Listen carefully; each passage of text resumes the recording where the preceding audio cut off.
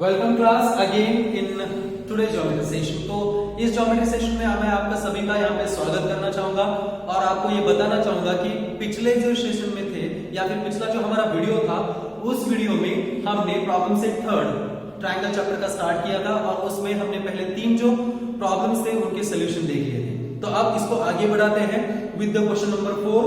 आप यहाँ पे इस फिगर में ऑब्जर्व कर सकते हो कि क्वेश्चन नंबर 4 पे क्या दिया है। यहाँ पे एक फिगर है, एक ट्रायंगल एबीसी है जिसके साइड बीसी पे डी और ई ये 2 पॉइंट्स है। They are such that is AD equal to A and BD equal to C. ये इंफॉर्मेशन आपको दी है और आपको कहा गया है टू दैट ट्रायंगल एबीडी और ट्रायंगल एसी ये 2 ट्रायंगल्स कॉन्ग्रुएंट है। तो जाहिर सी बात है कि 2 ट्रायंगल कॉन्ग्रुएंट प्रूव करने के लिए हम कोई तो भी एक टेस्ट ऑफ कॉन्ग्रुएंस अप्लाई करेंगे, लेकिन except to the RHS test हमें ये पता है कि बाकी के जो चारों टेस्ट ऑफ कॉन्ग्रुएंस हैं उनको प्रूव करने के लिए या फिर उनके थ्रू कोई भी ट्रायंगल्स कॉन्ग्रुएंट प्रूव करने के लिए हमको 3 cases of the corresponding sides और करस्पॉन्डिंग एंगल्स दोनों ट्रायंगल में इक्वली शो करने पड़ेंगे। तो यहाँ हम देखते हैं कि हमारे पास अवेलेबल इंफॉर्मेशन क्या है, क्या कुछ पेयर्स ऑफ करस्पॉन्डिंग साइड्स और करस्पॉन्डिंग एंगल्स इन दोनों ट्रायंगल्स में इक्वल है, तो वो देखते हैं। तो यहाँ पे हम नोटिस कर सकते हैं कि in triangle ABD and triangle AC इन दोनों ट्रायंगल्स में 2 pairs of corresponding sides equal है, that is AD equal to A and BD equal to सी।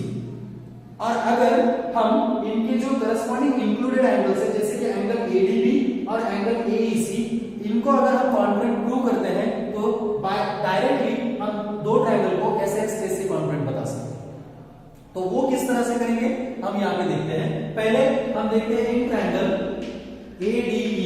अब आपको यहाँ पे ट्रायंगल एडी दिखता है जिसमें 2 साइड इक्वल है, that is AD equal to A, this is given, ये आपको गिवन इंफॉर्मेशन है। बट अब ट्रायंगल के 2 साइड इक्वल है, इसका मतलब it is an isosceles triangle and we know that the theorem of isosceles triangle opposite angles of the equal sides are also equal. तो यहाँ पे हम लिखते हैं therefore angle ADE equal to angle AED और इसको हम स्टेटमेंट नंबर 1 कंसीडर करेंगे और यहाँ पे इसका रीजन लिखेंगे by since isosceles triangle theorem, isosceles triangle theorem. तो ये आइसोसेलेस ट्रायंगल थ्योरम से हमने यहाँ पे इनको इक्वल दिखाया है। बट अब हम नोटिस करेंगे एंगल एईडी और एंगल एईसी पे तो हमको ये दिखेगा कि ये दोनों लीनियर पेयर में है and the angles in linear pair are always supplementary. तो इन दोनों की सम हम 180 डिग्री दिखा सकते हैं और इनकी दो एंगल एडी और एंगल एडीबी इनकी भी सम हम 180 डिग्री दिखा सकते हैं। उसके बाद 2 स्टेटमेंट ऐसे होंगे जिनके आरएचएस इक्वल है, इसका मतलब by using the equation we can balance their LHS too. Okay, और उसके बाद हम स्टेटमेंट नंबर 1 को शो करके हम एंगल एडीबी और एंगल एईसी को इक्वल बता सकते हैं।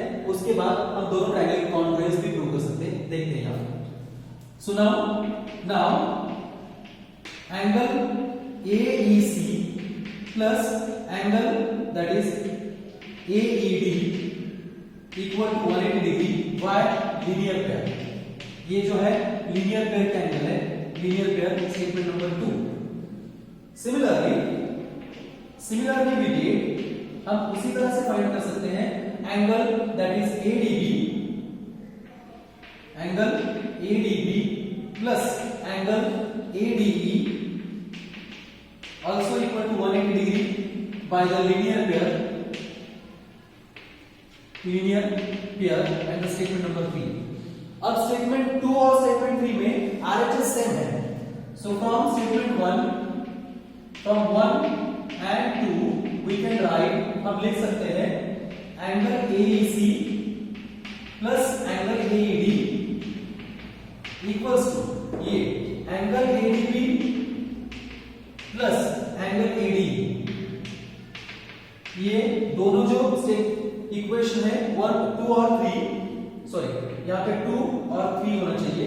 सो फ्रॉम स्टेटमेंट 2 एंड 3 हमने यहाँ पे आरएचएस दोनों स्टेटमेंट की इक्वल है, इसका मतलब एलएचएस भी इक्वल होंगे।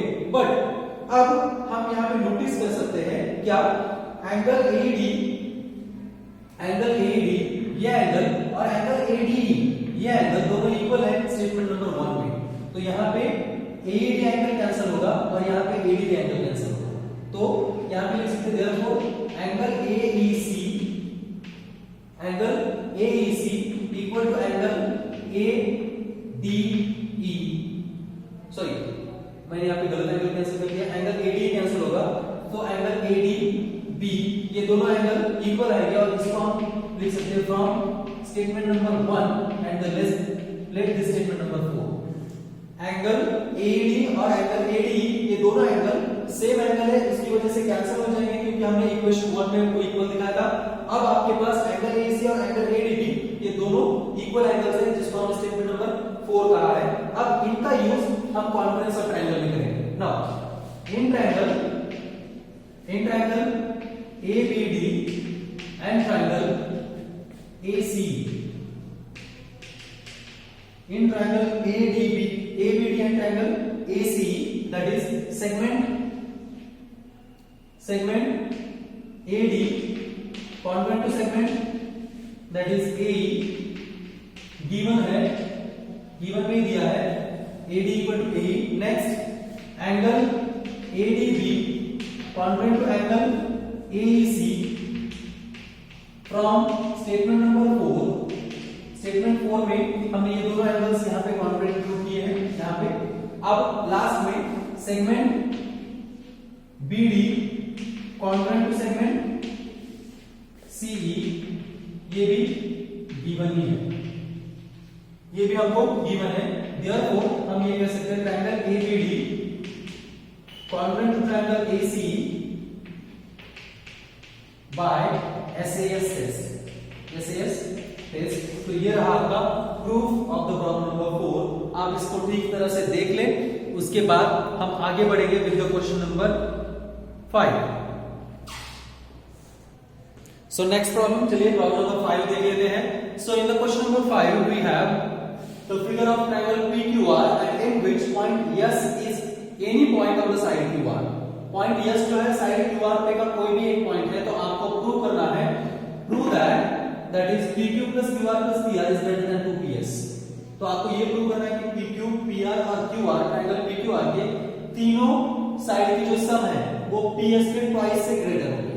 वो किस तरह से, आप बेहतर तरीके से जानते हैं कि जो तीसरी प्रॉपर्टी ऑफ इनइक्वालिटी हमने देखी थी, उसमें मैंने आपको कहा था sum of any two sides of triangle is always greater than the third side. तो ये प्रूव करने के लिए आपको यहाँ पे यही प्रॉपर्टी दो अलग अलग ट्रायंगल्स के लिए अप्लाई करनी होगी, जिसमें से पहला ट्रायंगल है ट्रायंगल PQS और दूसरा ट्रायंगल है ट्रायंगल PSR। क्योंकि इन दोनों ट्रायंगल्स में हम ये कह सकते हैं PQ plus QS की सम PS से ग्रेटर आएगी, इसको हम स्टेटमेंट नंबर 1 कंसीडर करेंगे।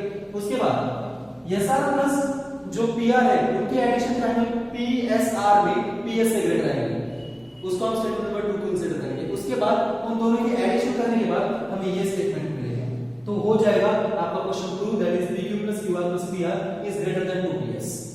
चलिए यहां पे इसको सॉल्व करते हैं। So in triangle first one, in triangle PQS, और यहां पे हम चाहे तो पहले प्रॉपर्टी में लिख सकते हैं we know that is the sum of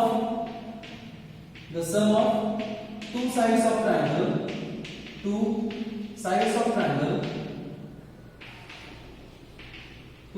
triangle is greater than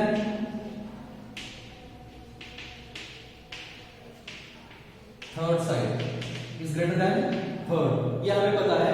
therefore in triangle PQS हम लिख सकते हैं in triangle PQS that is PQ plus QS is greater than PS। इसको स्टेटमेंट नंबर 1 कंसीडर करेंगे। उसके बाद सिमिलरली इन ट्रायंगल, दूसरा triangle कौन सा है, in triangle PSR, SR plus PR is also greater than PS, statement number 2। अब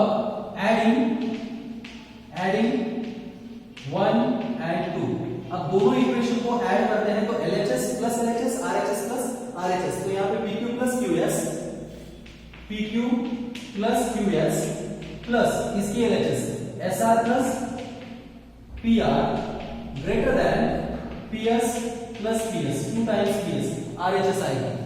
but अब QS plus SR, इसका मतलब है QS और R तीनों कोलिनियर पॉइंट है, तो जाहिर है कि QS और SR की जो एडिशन होगी वो QR होगी। therefore हम लिख सकते हैं PQ plus Q R plus P R greater than 2ps since why since Q between S between R, ये तीनों जो पॉइंट्स हैं वो कोलिनियर पॉइंट्स हैं, उसकी वजह से PQ QS और SR की एडिशन QR हुई और PQ plus QR plus PR greater than 2PS। इस तरह से हमने ये प्रॉब्लम सॉल्व कर लिया। अब क्वेश्चन नंबर 6 की तरफ बढ़ते हैं। Now the problem number 6। तो क्वेश्चन नंबर 6 के लिए यहाँ पे एक फिगर है जिसमें आपको दिखता है the bisector of angle BAC intersect the side BC of triangle ABC in point B, और इसके आधार पर आपको प्रूव करना है AB ग्रेटर देन BD। तो ये जो AB है वो BD से ग्रेटर है, ये आपको प्रूव करना है, लेकिन किसी भी ट्रायंगल की एक साइड दूसरी साइड से ग्रेटर है ये तभी प्रूव कर सकते हैं हम जब उनके दो एंगल्स में इनइक्वालिटी हो। जैसे कि आपने प्रॉपर्टी इनइक्वालिटी देखी थी, if the two angles of triangle are unequal then the side opposite to greater angle is greater। तो इसका मतलब AB अगर BD से ग्रेटर दिखानी है तो AB के अपोजिट का एंगल जो ADB है वो BD के अपोजिट का एंगल BAD से बड़ा दिखाना होगा, तभी AB BD से ग्रेटर होगा। तो वो किस तरह से दिखाते हैं वही आपको यहाँ पे एक्सप्लेन करूंगा कि यहाँ पे आप नोटिस कर सकते हैं कि जो एंगल ADB है, ये जो एंगल ADB है वो एंगल ट्रायंगल ABC का एक्सटीरियर एंगल है, और हमको प्रॉपर्टी ऑफ एक्सटीरियर एंगल पता है, एक्सटीरियर एंगल हमेशा रिमोट इंटीरियर एंगल से बड़ा होता है। इसका मतलब एंगल ADB जो होगा वो एंगल DAC से बड़ा होगा। लेकिन अब एंगल DAC और एंगल BAD ये दोनों एंगल इक्वल है, और अगर ये एंगल ADB इस एंगल से बड़ा होगा तो एंगल ADB जो है वो एंगल BAD से भी बड़ा होगा, क्योंकि ये दोनों इक्वल एंगल्स हैं। ठीक है, तो अब इसका मतलब ये हुआ कि ट्रायंगल ABD इस एक ही ट्रायंगल में एंगल जो ADB है वो BAD से ग्रेटर है, इसका मतलब उसकी अपोजिट की साइड AB BD से ग्रेटर होगी। इस तरह से हम इसको प्रूव कर सकते हैं। चलिए इसका प्रूफ देखिए। So first of all angle और may be AD bisect angle BAC, therefore we can write that is what angle BAD equal to angle DAC, angle BAD equal to angle DAC। इसको statement number 1 consider करेंगे। Now but angle ADB is an exterior angle, angle ADB is an exterior angle of triangle ADC, therefore by property of exterior angle,